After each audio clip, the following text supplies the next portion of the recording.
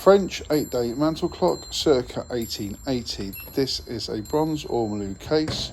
You will see the grey painted dial and panels. Also, it is flanked via 4 Corinthian column painted pillars. The lovely cubed mantel clock is also flanked via 2 well presented garnitures.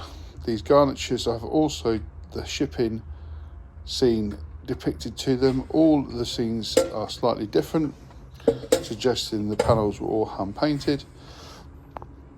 You will also see the 8-day bell striking movement, which has been fully serviced. This is in great working order and is available on bid format.